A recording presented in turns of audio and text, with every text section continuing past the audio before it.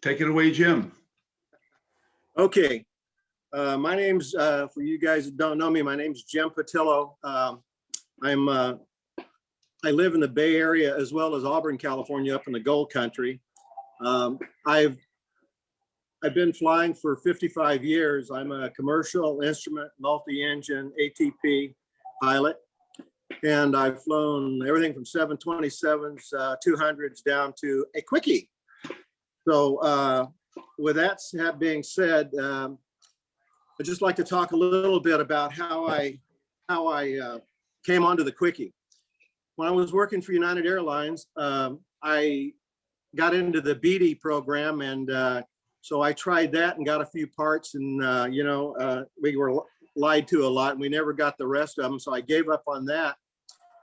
Then I started thinking about the very Vigan that Bert was building, and which led me on down to Mojave, where I got a ride in the quickie. Tom Jewett gave me a ride in the quickie, and the yellow one, Q1 Alpha or whatever it was. And I decided right then that I wanted to build one of these. And that was in 1980 or 81, I think. And my kit number is 2468. It's got about 1,750 hours on the airframe. And it took me about 4,000 hours literally to get it to the airport. I'm a little slow, but I was working at the time, so I would come in from trips, and then I would work on the airplane, and then I'd go back out, and I raised 4 kids, and so everybody knows how that works. So I decided on this airplane because of the ads they were putting in the Popular Mechanics, etc. And they said, you could build this airplane in 500 hours of your spare time for $10,000. So I was a sucker, and I jumped on that. So yeah, a lot of us did. Yep. So anyway, 4,000 hours later and 19 years later, I actually flew the airplane out of this airport for the first time. And it was totally a non-event, which I was very happy to report. I learned to fly when I was 15, 16, I don't know. It was in 1965 when I started. And so I've got a lot of hours, and I've been fortunate that this quickie hasn't done anything negative to me. It's been a totally solid airplane. It's totally stable. It's never been sideways on the runway, which I'm thankful for. I've had a couple of incidences that made my hair curl. One of them was landing at Auburn in a kind of a light snow and losing my left brake completely at about 85 miles an hour. And it was getting dark. And so I have a highway patrol friend that was on the other end of the runway. So I had him spot the runway because I couldn't get the lights up. Anyway, I rolled out, landed non-event, but the Nylaflow broke at about a foot from the wheel pants. How that happened, I have no idea, but it was interesting because it wanted to take me off to the right. I kept steering back to the left to get to center line, cut the engine, and was able to get it stopped. Other than that, I've really not had too much happen to me. So I built the airplane, I painted it, I did the instrument panel, I made the seats. I had them covered, but I made them. And they have that comfort foam in them, and they're very comfortable. This airplane's been in 26 states. It's been all over the place. And real quick, like we were in, I think it was Sullivan, Sam, when we had a race. And me and you and Paul Fisher were in the lead. Well, I was in front. Paul was second, you were third, and we came around Indianapolis or wherever the hell it was, and I looked, and you kept reporting behind me. You can change the story if you want, but he kept reporting behind me, and I thought he was way back there. And when I made the turn for the final run, Jefferson County, Jerry was over there at the time. I dove. I saw this little white thing hauling ass on the ground, and I dove to get him, and I couldn't do it. Am I close to being right, Sam? It wasn't a race, it was a performance run. Oh, that's right. I'm sorry. It was a performance run. And it kind of irritated me. So I rolled the airplane around the pattern and landed. So anyway, enough of that. Let me take this thing loose and see if I can switch it around, and we'll look at the airplane. So, okay. So I'm going to flip this around. This is my quickie, and I'm going to kind of just walk around the airplane. If I can hang on to this thing and kind of give you a picture of it. It's got a lot of road rash on it now, but it's been through a lot. So let me back up here and kind of give you an idea of what it looks like. It's still a pretty clean airplane. It does have, I'll go over the outside of it, but it does have a scoop on the back that I made that works very well. It's one of my rub spots. But it's got a scoop on it that works very well to get the airflow through there. I made kind of a modified NACA duct so you can see it on the side here. Very small, but it actually works well. So as we go around here, one of the things that I can show you is that if you look in the edge of the wing, you can see it's indented in there. I wondered if it would cause me grief and ice, but it has not. So anyway, there's that one. I'll show you the way that you get the main or the elevator off. We talked about this before, but on my airplane, you just push it down and it literally will slide out underneath that slot. So that's how mine comes off. There's the duct. This airplane had pretty nasty flow, as Sam has fixed. That came down this route here. So that's a bad spot on the airplane. It's got a smoke canopy. Coming on around here, I've got the old strobes on, and I kept them. I was going to switch them out, but I like these, so I've kept them. Coming over to the tail wheel here, I've got a steerable tail wheel, which works really well. This has the infamous Jim Bob 6-pack. I don't know who coined that, but I think it might have been Jay. I'm not sure. But anyway, there's the tail wheel. It brakes at 28 degrees. It's got a bell crank inside the fuselage, and it's a split system. So it looks just like that. Coming on around here, get around to the other side of the airplane.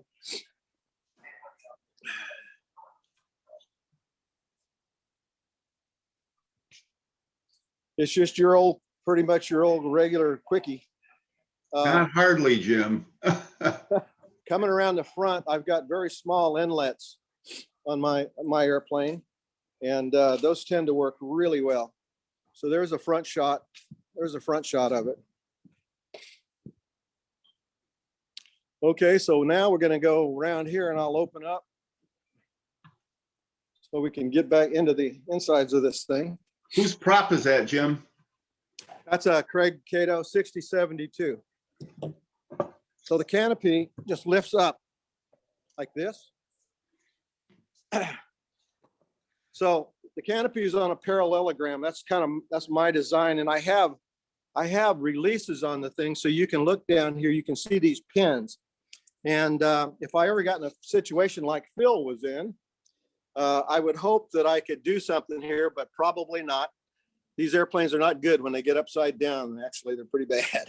Yeah. So anyway, here's what the cockpit looks like, the seats. Now let me turn around. And in here, I have a full open deck, turtle deck back here in the back end of this thing. And it's been great. I can stuff a lot of things in there. Okay, coming on down here. This is my speed brake or belly board, and it's just got a push button clip like that, and it opens up and it locks in a detent. Is that the factory board? Yes. Okay. Yes, it is. And then coming on around here, get down in here. This is my reflexor. And forward is down and back is up. And I machined all these knobs here on this and this guy here and over here.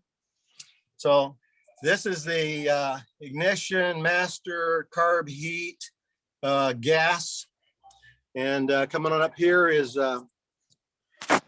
just your old six pack. I fly this airplane weekly, so I'd like to put a glass panel in it, but I fly it too much, and that's what I'd rather do. It's got a Trio autopilot that locks up and works extremely well. It's got a G meter in it, which is back down in here somewhere up in there. Jim, what's the your autopilot connected to? My GPS 496. So let me flip this on here. Let me turn it on. I mean, control wise, is there a trim tab on? Well, it's actually just runs back and controls the ailerons, right? All right. Just a standard setup. So here's my, let me get this going here. So bear with me just 1 second, Sam. Right down to being the numbers right. Q5 right to the depth and Q3 is your date. Okay, so there's a hanger I got. Dave Dugas got me onto this one. So this is my fly cue in here. And it's set up to head to Auburn right now, which is where I'm going. Here's the panel. So it's got a PS engineering audio. It's got a comm nav. It's got a localizer. And then over on the other side are all the engine gauges. I've got split gauges, which are Westech that aren't worth a shit. So that's what that looks like. Let me turn on a light in here so maybe we can look underneath. So down inside here are my rudder pedals. And I've only got brakes on one side. They're toe brakes. They work extremely well. And I've got a dual weight. I've got a dual weight on both, one on either side of this thing. Coming back out here, I'm going to walk around and dual light speed headsets. And let me walk around. This airplane has a 15-gallon main, a 5-gallon header, and a 6.5-gallon clip-in tank. My header tank is only on one side. My header tank is right in this area here. I have nothing over here as a header. I'll go back and show you the light speeds. They're both attached up in the top here, so there's not a lot of room underneath this thing. So real quick, let me pull this out. I've got a Velcro airplane here, so I'll have to do it. Let me get this out of the way. There's the deck back in there again. Okay. Never had any issues with that. All right. So there's the clip-in tank right there. And let me just pull that out real quick. Hang on. There you go. Down back. I'm All right. here. Okay. So down in here, I've got a net across the back. Let me turn off this radio. Hang on. Okay. This is where my, I've got a 25 RG and I've got a 7.5 amp Panasonic. The airplane has dual electronic ignitions on it. So this is what it looks like under here. I can't see shit. This is my ADS-B back up in here. Anyway, that's kind of what it looks like in the back end. My airplane's 740 pounds. It's pretty heavy. So hang on a second and I'll pull the top off of this engine. Bear with me. All right, so here's my O200. It's a pumped up. It's got 9.4 to 1 pistons. It's polished, ported, flow balanced, ceramic piston sleeves in it. It was done by Ken at Lycon down in the Visalia area. So all of my these are Klaus's ignitions, and so I had to make my own ignition set up here. So this is my deal. The one that Corbin did is much cleaner and nicer. So just moving on around here. This is the Cato 6072. Got a decent looking spinner on it. I got it sealed up here in the front. It's got a front bulkhead and it's got a back bulkhead. Is that the factory, excuse me, is that the factory spinner, Jim? It's I bought it from Aircraft Spruce. Okay, it's the AN1, I think, is a specified spinner, and yours is all shiny. Yeah, it's been polished and stuff, and I keep it that way. This has a rubber seal right in front of it. If you can see right in here, there's a rubber seal that runs all the way around this thing. And so when you push the spinner on, it locks it in place. So it's nice and tight. It's really good. This is the setup for the, let me turn this. So this is the setup for the ignition. You can see it, okay? There's the board. Okay, let me get this back up.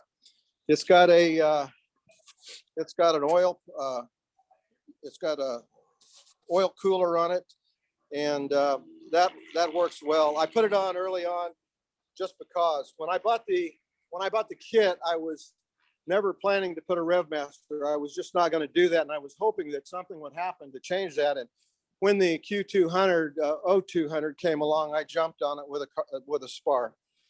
So here's my for my reservoir for the brakes, and I've got a cooler. I've got a El Reno filter on this thing, which works really well as well. So give me one more second. I'll pull the bottom off. Okay, so here's the bottom of my engine. It's nothing special. It's just I've got those spring loaded push tubes up in here, which work really well. I don't know if you can even see them, but Jim, do you remember who did your exhaust? there they are. I did. This is a steel exhaust. It's a 4-into-1. It's got jet hot inside it. It's ceramic coated inside. Okay. So I actually made the exhaust system myself. I also painted the airplane with Chroma Premier. So this is the first time I ever painted anything, and it was one hell of an experience. Yeah. So this is my intake. I'm still obviously not got any glass stuff in there, so that's what it looks like. Let me get around the other side. Yeah. Okay. This one here has you see that baby bottle in there? That's my overflow. So my separator is right there, and running down here is the baby bottle. This catches the overflow off of the the blow by. So this is a Marvel Shebler with a pump in it, and it starts right away. I really don't have any issues starting this airplane. Even in 45-degree weather, it'll crank right up. It has a sensor in there for the carb temp. And what else could I show you? Here's my carb heat, my heat muff here. That's stock standard. And then this is kind of a basic setup here. Let me back up. You can see that the firewall's all polished up, looks good. Just got new mounts on it, so I just put these in. There we go. So never had any issues with the coil sitting up on top. It's just let me see what's happening here. So you can see how I've got them split. I've got 1B, 3, top 3 and 4, 2A, bottom 1 and 2. So I've got them split up. So the way the ignitions work is I start off the 25 amp, and I run it on the 25 amp, and I have switching inside here that allows me to isolate and use one system only. I think they only draw a couple of amps, but they require about 8 volts, I believe, to work. So let me go back around here for a sec. Jim, we've got about 5 minutes left on this part of the session. Perfect. Okay, I'm about done. So I've got my headsets. I just mounted. I mounted the controls right up on here. They're Velcroed on. Actually, I Velcro a lot of stuff, so they just stick on there like that. And that's how that works. Let me pull this out of the way. This is the other side of the setup here. There you go. There you go. And there's the autopilot control. And there's the, if you look straight back in there, that's the transponder antenna. And there's the ADS-B up there. And there's my ELT. The locking mechanism on this thing is just a key, and it runs a pin right here. And that locks, and I lock both sides with this setup. So, having said that, I think I've covered most of this. Oh, down in here, this is my fuel flow down to the main tank. Oh, I got one more thing I can show you here. It's my fuel cap. It's on top. It's a little different. So this is my design, and what I've done here, you see a tank, I mean a pipe inside here. So Yeah. this feeds directly to the main tank, and I fill the header, which I told you is just basically right here on one side. And so I fill the header and the main at the same time. Very quick fill on this airplane. So I got to watch it because I fills it up fast. So that's a nice setup. I like that. And I think that's, Sam, that's probably about it. Unless you got something you want me to show you. Well, I got to open up for questions. Okay. Back, but we've got 3 minutes left. Could you tell us a little bit about your big award that you got at Oshkosh? Oh, yeah. In 2002, I won the Lindy for this airplane, and that was kind of interesting because I really, when I went there, I had no intention of winning anything because I didn't think there were so many airplanes there. And Sam was there. I just didn't think I had a chance at anything. But anyway, on Friday afternoon, somebody pulled up beside me and Bob Farnham in a Gator and handed me an envelope. And I said, "What's that?" He said, "You just won an award of some sort." And I said, "Well, what did I win?" He goes, "Well, I can't tell you.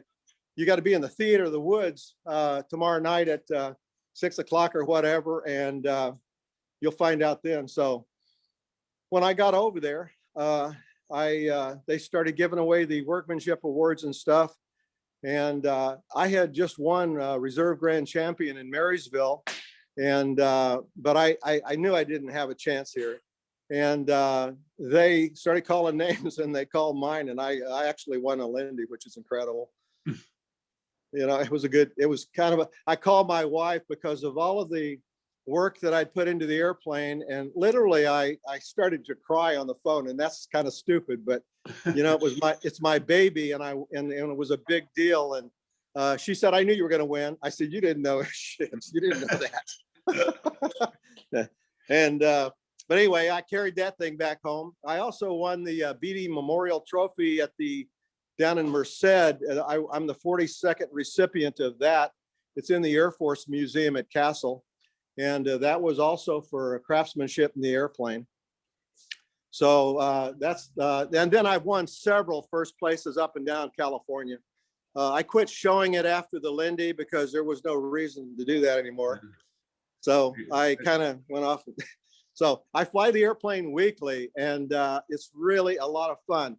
I typically fly at about 140, 150 miles an hour. I don't run the airplane fast because I need to use it as a commuter, and I don't want to blow it up. So when I need to run fast, I do, but typically I'll go back and forth at 140 to 160. Okay. And that's about 2350 RPM. Okay. We got to go. Everybody sign off and then come back on, and we'll pick it up from there. Do we come back on the Zoom, Sam? Yes, come back on the same link that you logged in with the first time. Roger, Dodger. Okay. All right.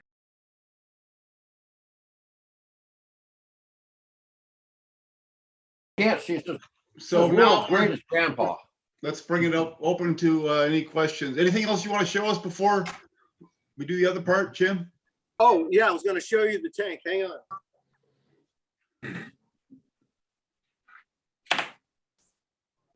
You forgot your phone. He's gonna bring the tank back over, it looks like. Okay. Okay, this is the tank that sits behind the passenger seat. It's about 6 gallons and it's a quick disconnect. And when I go on cross countries, it weighs about, I don't know, three pounds or so. When I go on cross countries, I snap this in and I burn this off first because I've got a gross of 1325 and Mike is on here, Mike Miedenthal. He can attest to the fact that we ran it at 1296 when I was flying him a couple of weeks ago. It took us a while to get off the ground, but we did it. And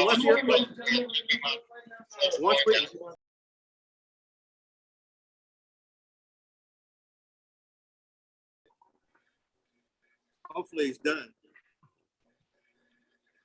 I can't really hear it. It must be overwhelming your microphone. Can you hear me now? Yeah. Can you? Okay. Jim, you had a trim tab on your right aileron? Yeah, I have I was a left wing heavy. I weigh 210 to 215. I have a left wing heavy a little bit. So I trimmed down the elevator just a little bit, and then I've added a trim tab, but I'm seriously thinking about taking it off now. So I don't think I need it. When I use the autopilot all the time. I'm always talking to center. I'm always dialed in. So I just lock it up and go. So it handles the airplane fine. So I think I'm going to get rid of that tab, Kevin. How did you get away with such small inlets, Jim? That's a damn good question. I started off with the regular inlets when I started building it. And I can't remember. Somebody started to tighten up those inlets and modify them before Sam and other guys started making the, really fixing this airplane up to where it floated a lot better. So I've had those on there. They work great. The engine stays cool. I typically, when it's hot out in the valley, in the Sacramento Valley, it'll get up to 105, 108. And my top temperature is about 220. So it stays cool. In the wintertime, runs about 180. So, yeah. So, but I have flow issues through the engine, I'm sure. I'd really like to go work on the engine, and I probably will do that, and modify it a little bit so I can get a better flow through there, because there's a lot of parasitic drag in there. What do your cylinder head temperatures run? They run about 420, something like that, I believe. 380, 420, somewhere in there. Kind of on the high side. Tell me about That's when it's really hot. When we're out in the valley and it's hot. Here they go. He's gone. Okay. Damn. Okay. Yeah. How about what's your longest flight? And what's your fuel consumption? It burns around 6 gallons an hour when I don't push it, as you know, and it'll burn more than that if I'm cranking it. And the longest flight I've had was, I've been to Oshkosh like 3 times. I think I've been to Oshkosh 3 times. I've been to Missouri. That's as far as I've been. Arkansas, Texas, Oklahoma, Arizona, New Mexico, Wyoming, Nevada, Utah, all over the place. Wisconsin. What's your cruise speed? I cruise about 100. When I'm flying, I cruise about 150 knots. Okay. That's Top's about 202, something like that. okay. Unless What's your tire pressure? What's your tire pressure, and how often do you check it? I used to run the wheelchair tires like Mike Dwyer does, and I got tired of wearing those out. So I went to. By the way, I don't have David's alignment, but my airplane tends to work really. My airplane wheels kind of splay out just a little bit, So if you visualize a wheelbarrow, if they're turned inward, it's like driving a wheelbarrow. But when they're splayed out just a little bit, they tend to catch the runways, you know, and they work really well. I tailwheel land first, always have. And so I can literally approach a base at 170 miles an hour, 180 miles an hour, and make a right turn. And by the time I'm 4 miles out, by the time I make a turn and I'm on the runway, I'm at 85. So this airplane's about speed control, as everybody knows that flies them. And I probably got it. Well, not probably. I've got over 2,000 landings and takeoffs in this airplane. Like I said, without any major event except for that break. So I've been very fortunate that I've not smashed it and had to repair canards or whatever, because that is just a terrible thing to have happen to you, as Sam can say. Yeah. So, yeah. So anyway, I really like the setup that I put on the airplane. Everybody does it different, and all things work that work for you. So I'm not advocating any more one thing or the other. All I know is it works. It worked on Farnham's airplane. It worked on Summers airplane, Mark Summers, which now is Corbin's airplane, which, by the way, is a very nice airplane. With Corbin's on here, he's got a nice airplane.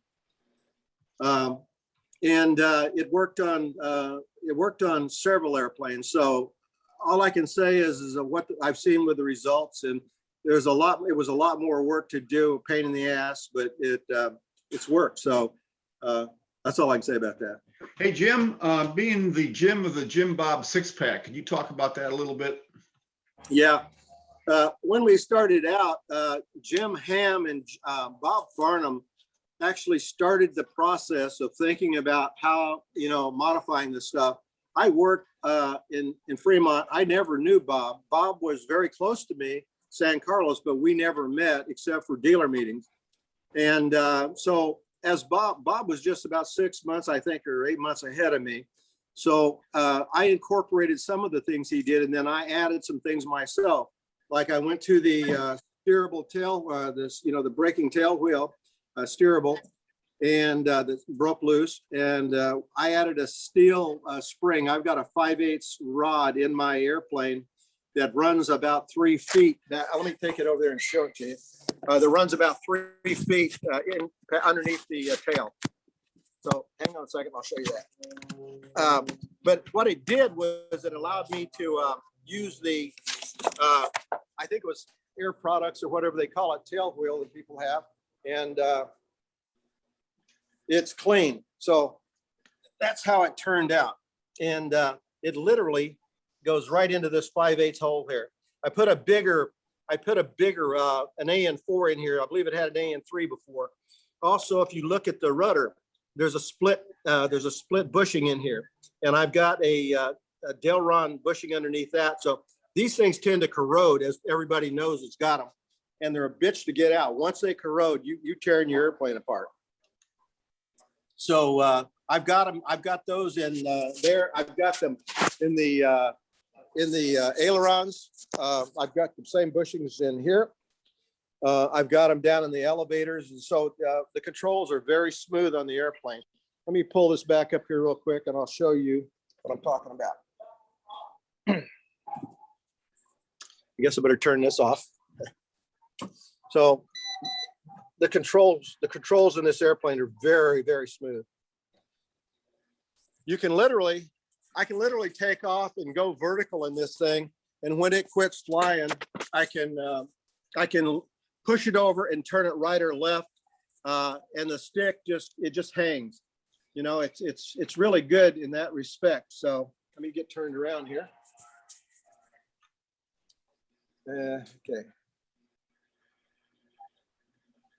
Okay.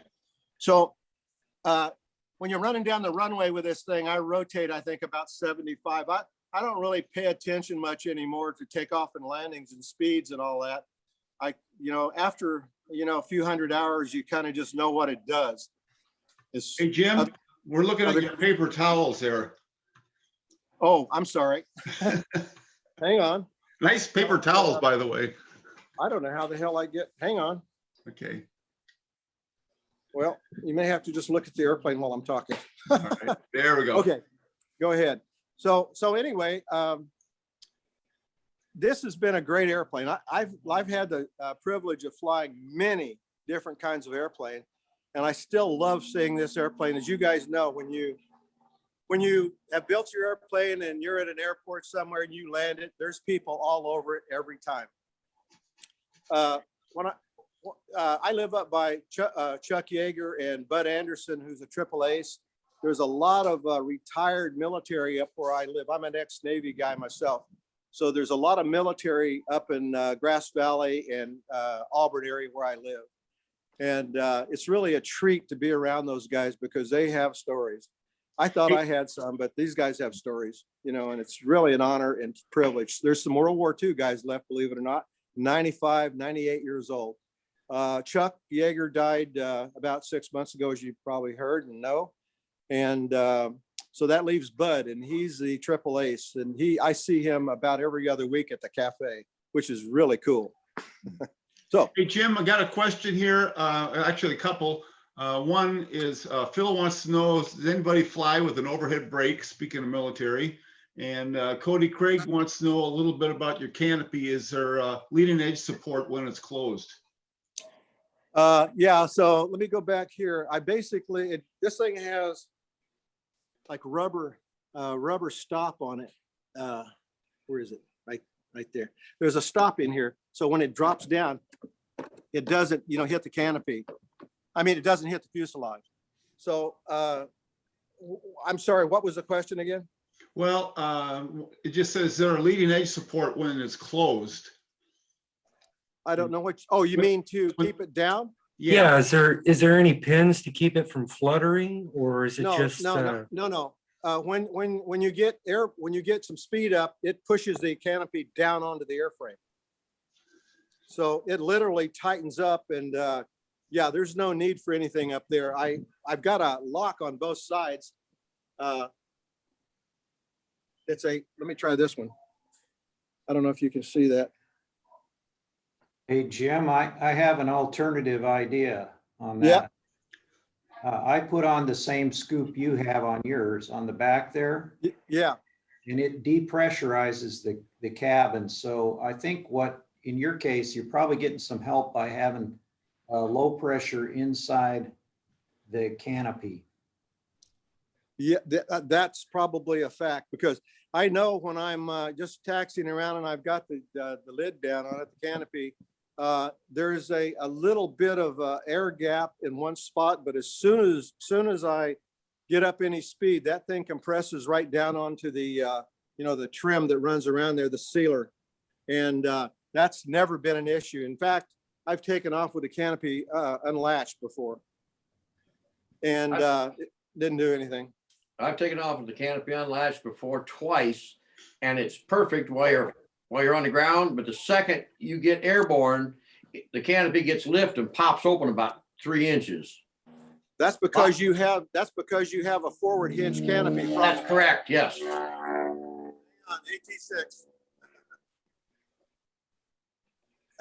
Okay, that's because Kevin, do you have a forward hinge canopy?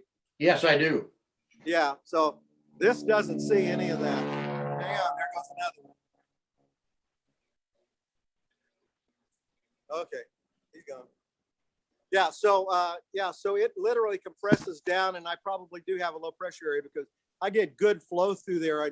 In the winter, I literally have to turn it off, or in the fall, because it's blowing a lot of air. I don't have a heater, but I've flown in 35-degree weather, and it's still fairly decent. It's not bad. have you tried taxiing or anything with the canopy up like it is now? Oh, I always taxi with it open. That's why I did it, because I wanted to have, it gets hot around here. It gets hotter than hell. So I wanted to have a canopy that I could get air in my face. And so that's why I went that route. I can take that canopy off in four quick disconnects. I can pop it and have that canopy off in about a minute. Also carry a tool to knock out the side in case I get into a situation like Phil was in. Yeah, because out here in Oklahoma, it gets hot like it does in valleys in California. So. Oh yeah, yeah, and so I've really liked that setup. I enjoy that. and it's nice and clean and easy, and it's quiet and it works. So like I said, everybody does their own thing. So Well, I'm taking a bunch of notes. okay.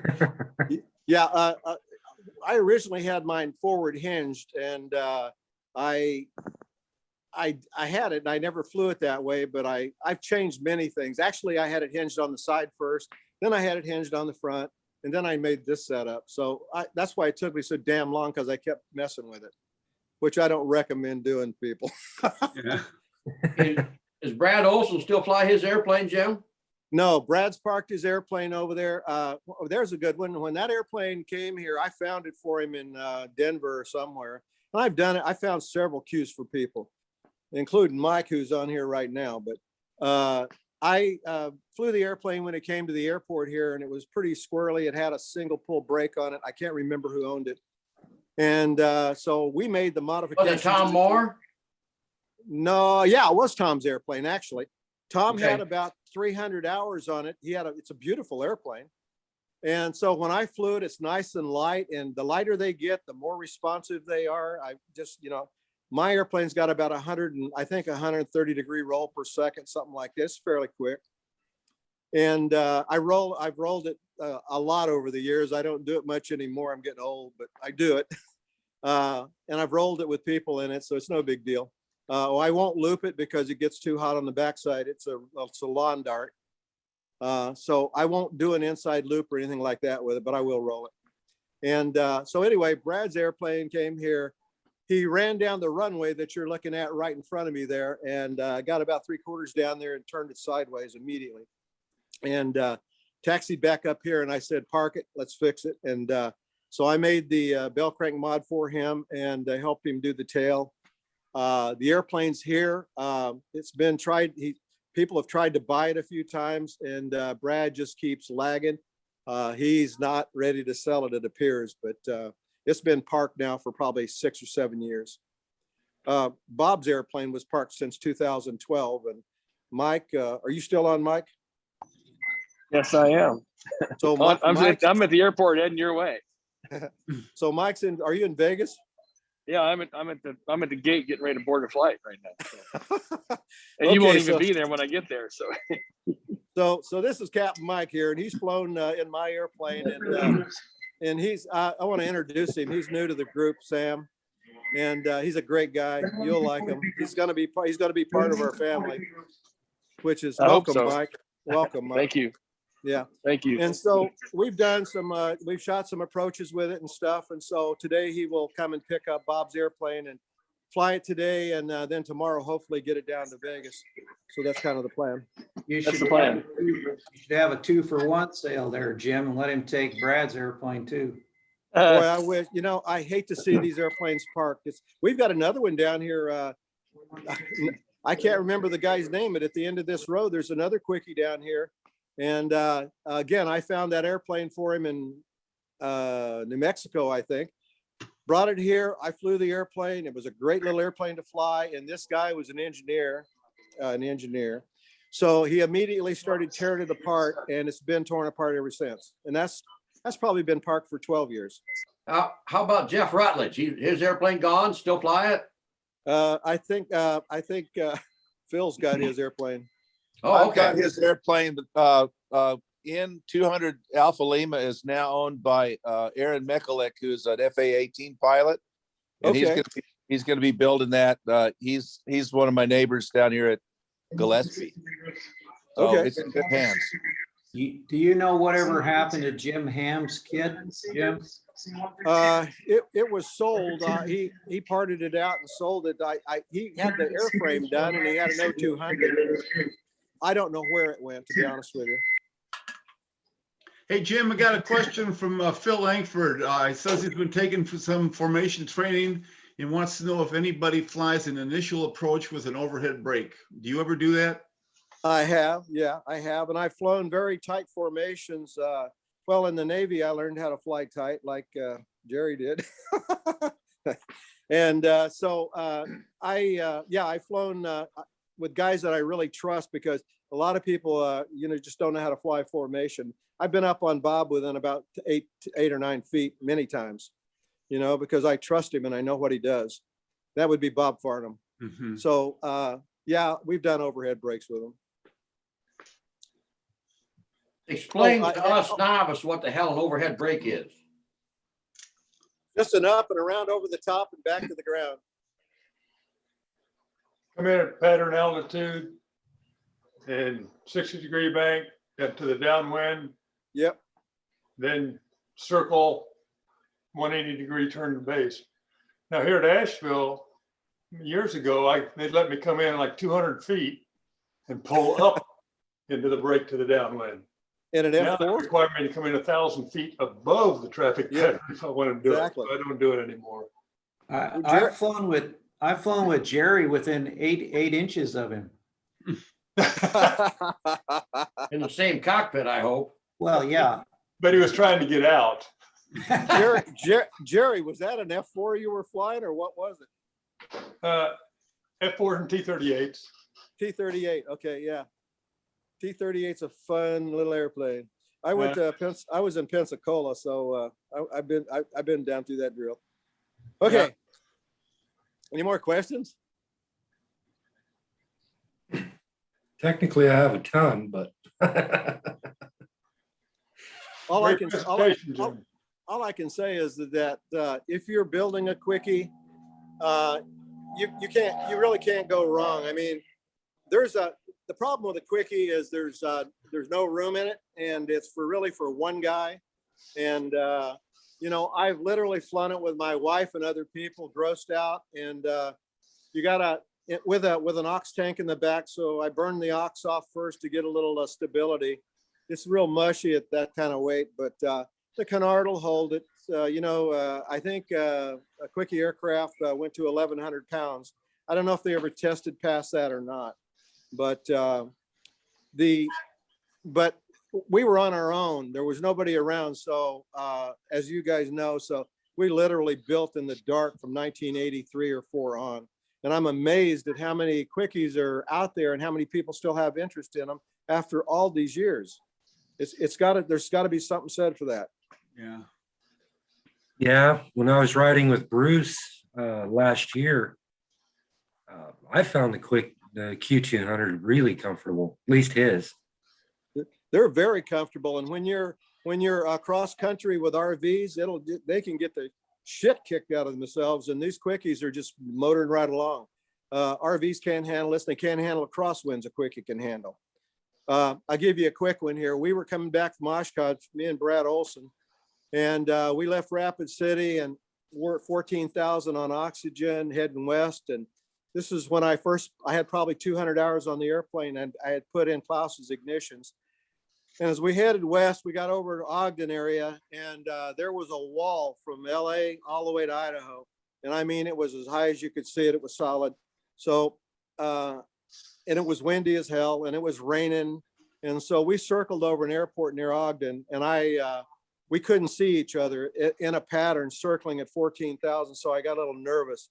So I pulled out and told him to keep circling. And so we got about 20 miles apart, and it got worse. And so I told him that he needed to go to Ogden and land. And so, cause he had like 40 hours on the airplane. He had flown his 40 hours, maybe 100 hours. He flown it off. We went to Oshkosh. It was his first trip and never landed in crosswinds. And he's a good pilot. So he came back, and I'm heading through the B space over in Salt Lake, talking to controller, and I turn my head to the left and I see Brad's airplane right by me. And I call him on the radio and I said, Brad, where the hell are you? And he goes, well, I decided not to land in Ogden. It looked a little better, and it was starting to lightning. It was lightning in the clouds over there. And I'm thinking I'm going to get taken out by lightning.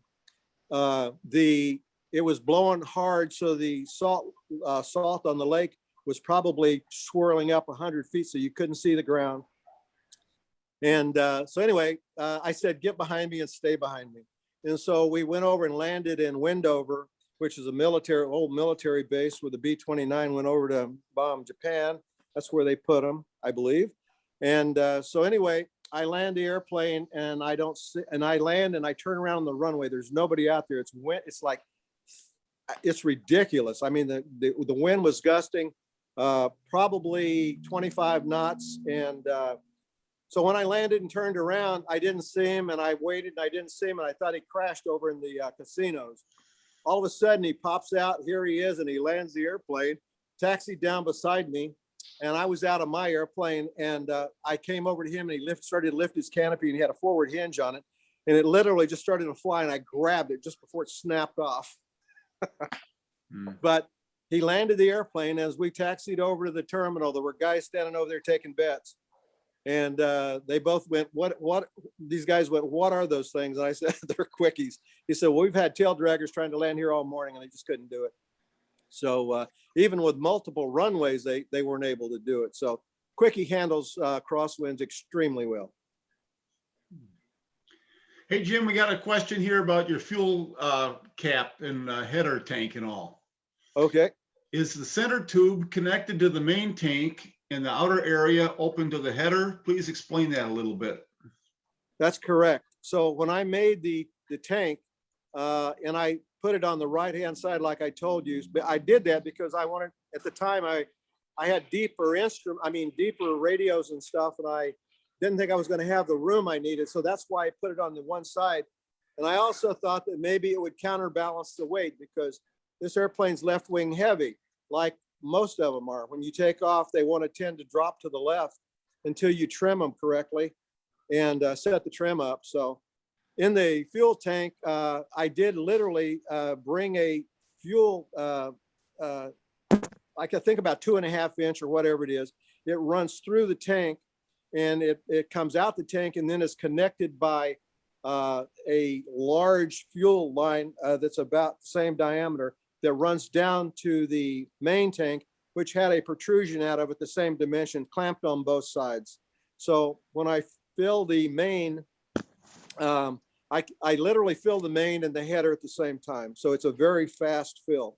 So you got to watch it because you'll blow it over. And the other point of that is that on your elevators, you really need to put silicone in the holes where the bolt attaches, because they can literally, I had a problem there. So if you get fuel in that thing, it'll run down the tube and it'll literally come out at the center point where the center attach point is on the elevator. It took out my foam, and when I saw it happen, I immediately knew I was in trouble. So I started tapping on the thing the next day, and of course it was already gone. So I had to take the elevator off, take it apart, redo it, and put it back together. So you need to silicone both sides of that, and then I have tape over the top of them so that can't happen anymore. Mm-hmm. I also had, the only other thing I had was I had a spar failure. Sam, I don't know if you remember that or not, but I had a spar failure. I was doing an inspection at 200 hours on the passenger side, and I looked, what looked to be a gravel scrape on the top of the canard. And I started to investigate it, and I started to probe it, and I literally found a crack in the canard. So that was the airplane was brand new paint. So I had to cut the bottom out of the airplane, expose the canard. And if you go into the files section, you'll see all of that stuff in my name, logistics engineering or whatever. You'll see all that stuff there, but we made the first patch on a canard that I know of that was, this thing was broken almost all the way through.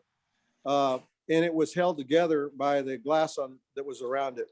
You know, I haven't heard that have happened into any other aircraft. It's never happened to another airplane. I called Scott Swing on it because he was in Mojave at the time, and he was doing the load testing on the spars. And he told me that they had had several failures, and that he actually had used one himself and repaired it when he went to Velocity. I think he repaired it over there. But anyway, nobody else had that problem. And what happened was that they were using an aluminum fixture with not enough radius on it. So when they clamped it into the fixture, they had a pallet on the end of it, and they loaded it with sandbags, and they come along the thing or whatever, and they put a load on it. And if the thing didn't pass a certain point at a certain given time, then they passed the spar. So there were a few spars that went out, and I'm amazed that nobody else has had that problem, because at that time I had never had a hard landing or anything else. I'd never had a hard landing. I have since then, but Yeah. but But yeah, so again, going back to getting, speeds in the airplane, they're lawn darts. So you got to be real careful about it. But you literally, after you get good at it, you can come in on a base at 170 or 180, literally.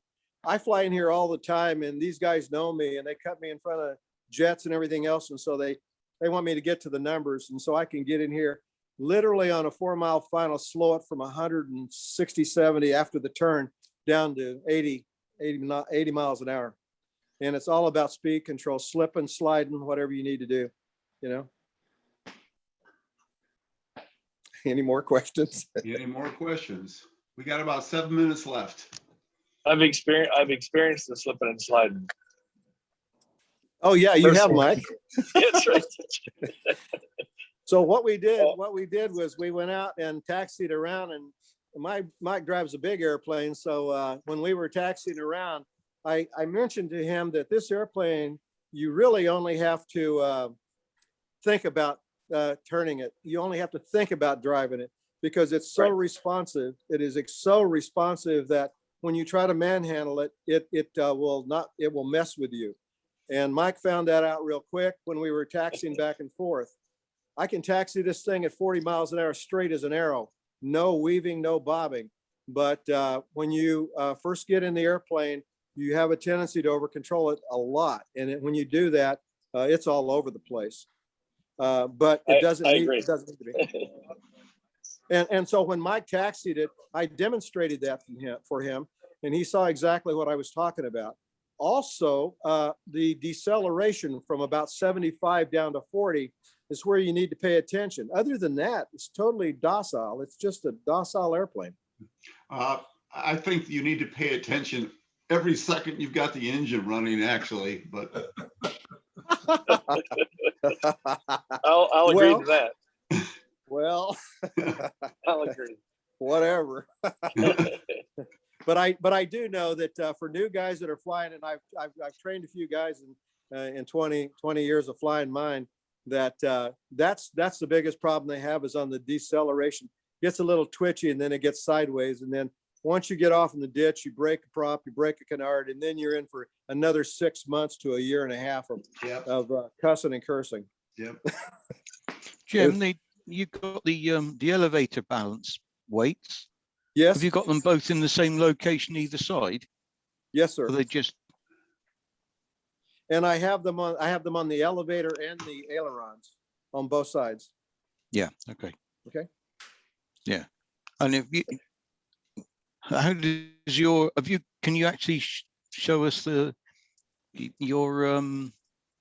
way that the control stick connects to your rods? Have you got the standard?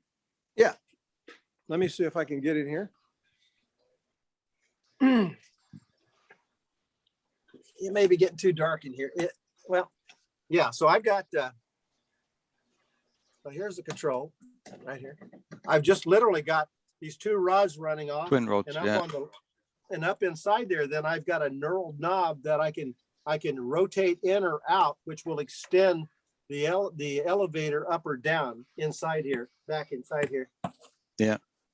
And so I found that once I made an adjustment, I really don't mess with that much anymore at all. So, but it allows me to adjust the left elevator up and down. Okay.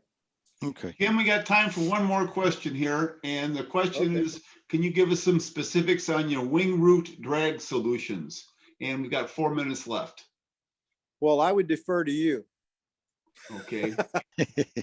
Tell us about it. Well,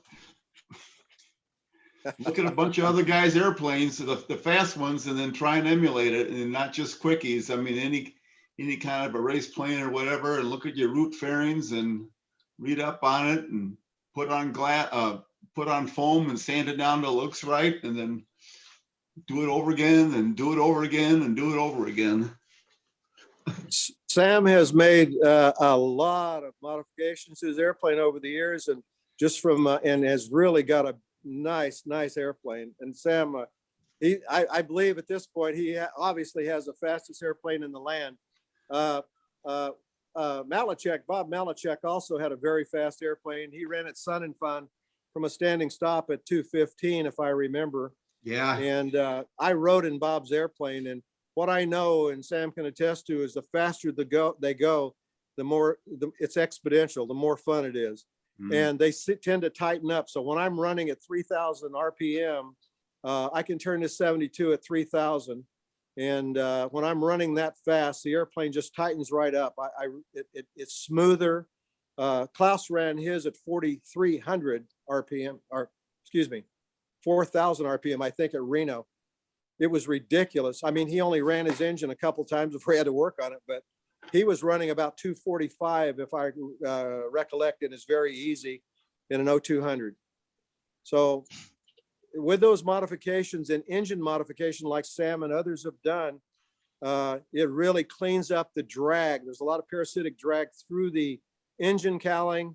There's a lot at the wing root, and there's a lot at the wheel pant. And if you clean those up, your airplane gets faster, in my opinion. I just haven't never done it because I just fly mine all the time, and I just haven't done it. So. Hey guys, they just closed my door. I'm on my way to get my airplane from Bob, and nice meeting all you guys. And good job, Jim. All right. See you. Hey, Jim. Yeah. I want to thank you a lot for doing this. This is a great airplane, and you got great experience in this and a lot of stuff to pass on. So we're going to have this YouTube video up in a couple of days. We'll Okay. get cleaned up and up there, and really appreciate you doing this, Jim. Well, thank you very much, and I appreciate the opportunity, guys. Hope to see you soon. Yeah, Jim, give Bob my best when you talk to him next. I will absolutely do that. I'll see him in about an hour. Thanks, Jim, and Okay. congrats Thanks, on my Jim. meter call. Okay, Phil, you guys take it easy. All right. Bye-bye. See ya.